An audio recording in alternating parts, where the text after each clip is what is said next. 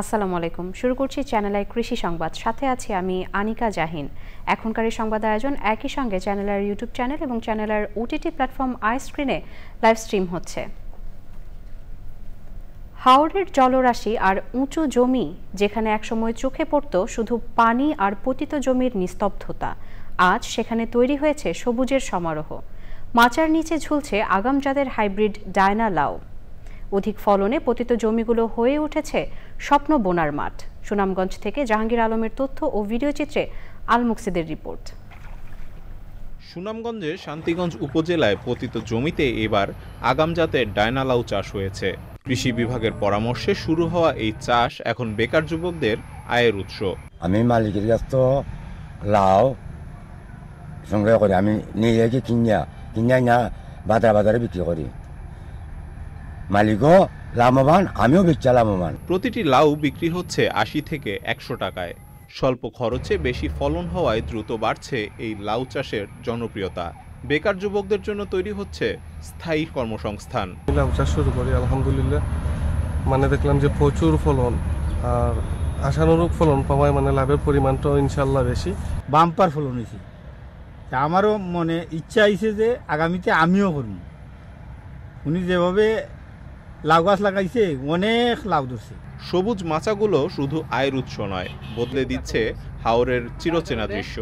একসময় যেখানে পতিত জমি আর শুকনো মাঠ থাকতো, সেখানে এখন ছড়িয়ে পড়েছে সম্ভাবনা। আগাম জাতের লাউ হাওরের কৃষি ও গ্রামীণ জীবনে বয়ে আনছে পরিবর্তনের ছোঁয়া। কৃষি এবং কৃষকের পাশে থেকে সরাসরি তাদেরকে সেবা দেওয়াই হচ্ছে আমাদের কাজ। তারই ধারাবাহিকতায় আমরা শান্তিগঞ্জ উপজেলা কৃষি অফিস প্রত্যেকটা এলাকায় আমরা যখন ঘুরে দেখি অনেক পতিত জমি পাওয়া যায়।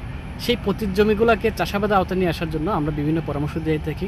ডায়না লাউ চাষের এই সাফল্য হাওর জীবনের বেকার যুবকদের চাষাবাদে উৎসাহীর পাশাপাশি চাষাবাদে তৈরি করছে নতুন সম্ভাবনা। আল মুকসিদ, চ্যানেল আই। কিশোরগঞ্জের পাকুন্দিয়ায় চাষ হচ্ছে অমৌসুমী তরমুজ। সারিবদ্ধ বাঁশের মাচার নিচে নেটের ভেতরে ঝুলছে এক একটা রসালো তরমুজ। নতুন এই পদ্ধতিতে লাভবান হচ্ছেন কৃষক। কিশোরগঞ্জ থেকে এসকে রাসেলের পাঠানো তথ্য ও ভিডিও চিত্রে তাফিমুল ইসলামের রিপোর্ট।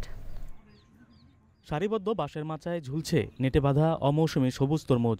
পাকুন্দিয়ার মাঠে মাঠে এখন এমন দৃশ্যই নজর কাটছে সবার। উপজেলার চণ্ডীপাশা গ্রামের কৃষক আবু বক্কর সিদ্দিক 40% জমিতে ব্ল্যাক কুইন 2 জাতের তরমুজ আবাদ করেছেন।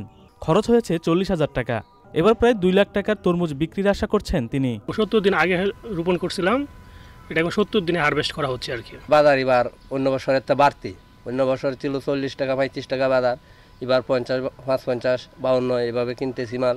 অসময়ে তরমুজ চাষে সফল হয়েছেন আবু বক্কর সিদ্দিকের মতো আরও অনেক কৃষক। জমিতে লম্বা মাচায় তৈরি করে মাটির উপর মার্চেনিং পেপার বিছিয়ে রোপণ করা হয় চারা। মাটির গুণাগুণ অক্ষুণ্ণ রাখতে ব্যবহার করা হচ্ছে জৈব সার। প্রতিটা গাছের আমরা 2-3টা করে ব্রাঞ্চিং রেখে বাকি অন্যান্য যে পার্শ্বকুচিগুলো এগুলো আমরা কেটে দিচ্ছি। এর ফলে দেখা যাচ্ছে যে আমাদের ফলনগুলা এখানে বেড়ে যাচ্ছে। আমাদের কৃষির মূল লক্ষ্য হচ্ছে কৃষিকে খরপোশ কৃষি থেকে বাণিজ্যিক কৃষিতে রূপান্তর করা।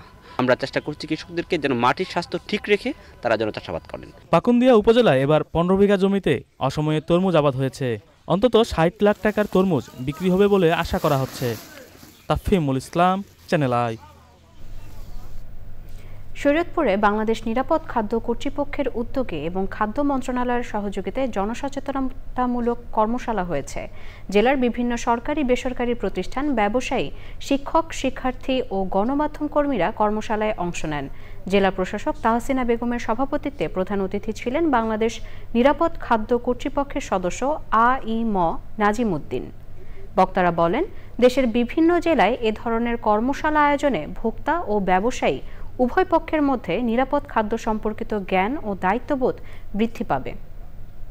দর্শক, এই ছিল এখনকার মতো চ্যানেল আই কৃষি সংবাদ। পরবর্তী সংবাদ দেখার আমন্ত্রণ রইল। সবাইকে ধন্যবাদ।